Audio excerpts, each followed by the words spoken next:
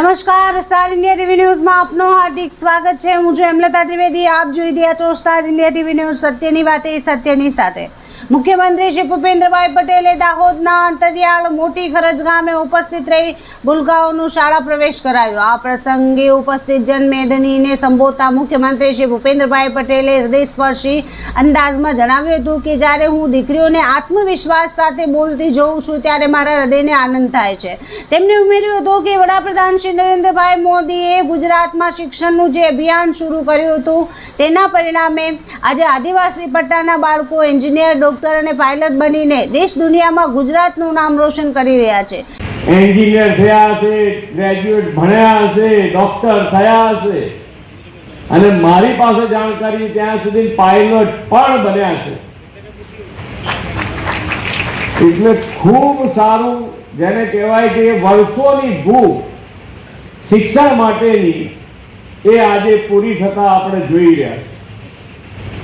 તમે અહીંયા જોતા હશો તો શાળા અને શિક્ષણ માટેની જે વર્ષોની ભૂખ હતી તે આજે પૂરી થતી જણાય છે। મુખ્યમંત્રીશ્રીએ શિક્ષણમાં આવેલા ગુણાત્મક પરિવર્તનનો ઉલ્લેખ કરતા કહ્યું કે આજે ગ્રામ્ય વિસ્તારની શાળાઓ પણ સ્માર્ટ ક્લાસરૂમ, કોમ્પ્યુટર લેબ અને સાયન્સ લેબ જેવી અત્યાધુનિક સુવિધાઓથી સજ્જ થઈ છે। સરકાર વ્યવસ્થા આપવાની જવાબદારી નિભાવી રહી છે ત્યારે વાલીઓએ પણ જાગૃત બનીને પોતાના બાળકોના શિક્ષણ પર ધ્યાન આપવું જોઈએ। તેમ હળવી ટકોર કરી તેમને વાલીઓને મહિનામાં એકાદ વખત શાળાએ જઈ શિક્ષકોને મળવા અને બાળકોની પ્રગતિ જાણવા અનુરોધ કર્યો હતો। આ કાર્યક્રમમાં મુખ્યમંત્રીનો સંવેદનશીલ અભિગમ ત્યારે જોવા મળ્યો ત્યારે તેમને અધવચ્ચેથી શિક્ષણ છોડી દેનાર બાળકોને ધોરણ 9માં પુનઃ પ્રવેશ કરાવ્યો અને એક વડીલ તરીકે તેમને સમજાવી પ્રોત્સાહિત કર્યા હતા। આ ઉપરાંત રગ્બી રમતમાં નેશનલ લેવલ સુધી પહોંચનાર દાહોદની તેજસ્વી દીકરીઓને રગ્બી બોલ ભેટ આપી તેમનો જુસ્સો પણ વધાર્યો હતો। સરકારની કલ્યાણકારી યોજનાઓ અંગે વાત કરતા મુખ્યમંત્રીશ્રીએ જણાવ્યું કે શિક્ષણમાં શિષ્યવૃત્તિ માટેની આવક મર્યાદા રૂપિયા 2.5 લાખથી વધારીને રૂપિયા 6 લાખ કરવામાં આવી છે। તેમને નમો લક્ષ્મી અને નમો સરસ્વતી વિજ્ઞાન સાધના જેવી યોજનાઓથી વિગતો આપતા કહ્યું કે ધોરણ 9થી 12ની દીકરીઓને 50,000 રૂપિયા અને સાયન્સમાં ભણતા દીકરા દીકરીઓને પણ વિશેષ સહાય આપવામાં આવે છે જેથી આર્થિક કારણોસર કોઈ પણ બાળક શિક્ષણથી વંચિત ન રહે।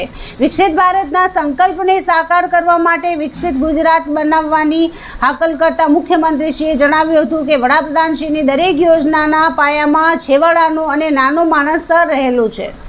સાંસદશ્રીએ વધુમાં ઉમેર્યું હતું કે મુખ્યમંત્રી શ્રી ભૂપેન્દ્રભાઈ પટેલે વનબંધુ કલ્યાણ યોજના 2 દ્વારા આદિવાસી વિસ્તારોના વિકાસને નવી ગતિ આપી છે। ભૂતકાળમાં મંજૂરી માટે થતું પલાયન અટકાવવા માટે સરકાર મક્કમ છે, જે અંતર્ગત બારિયા, ધાનપુર, ગરબાડા, દાહોદ અને જાલોદ વિસ્તારમાં નર્મદાના નીર પહોંચાડવા માટે રૂપિયા 5,000 કરોડથી વધુની રકમને સૈદ્ધાંતિક મંજૂરી આપવામાં આવી છે, જે આ વિસ્તારમાં સિંચાઈ ક્રાંતિ લાવશે। આમ સિંચાઈ અને શિક્ષણમાં આવેલી આ ક્રાંતિથી આદિવાસી પરિવારોનું સ્થળાંતર અટકશે અને નવી પેઢી આત્મનિર્ભર બનશે, તેમ શ્રી બાબુરે સહર્ષ જણાવ્યું હતું।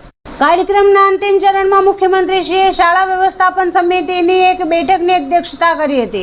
આ બેઠક દરમિયાન તેમને સમિતિની કામગીરીની સર્વગ્રાહી સમીક્ષા કરી પ્રેરણાદાયી માર્ગદર્શન પૂરું પાડ્યું હતું અને શાળાના સર્વાંગી વિકાસ માટે જરૂરી રચનાત્મક સૂચનો કર્યા હતા। તદુપરાંત મુખ્યમંત્રીશ્રીએ શાળામાં ઉપસ્થિત વાલી સમિતિના સભ્યો સાથે રૂબરૂ મુલાકાત કરી સીધો સંવાદ સાધ્યો હતો।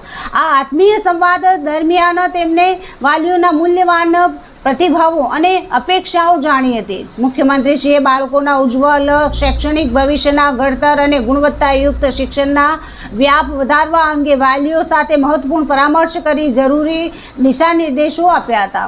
પર્યાવરણ જતનના સંદેશ સાથે મુખ્યમંત્રીશ્રીએ શાળા પ્રાંગણમાં એક પેડ માં કે નામ અભિયાન હેઠળ વૃક્ષારોપણ પણ કર્યું હતું।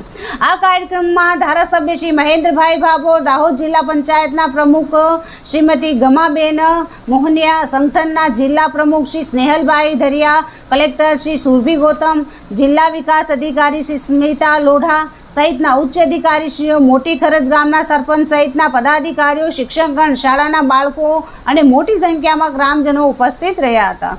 Star India TV news reporter Kishorsinh Solanki, Dahod.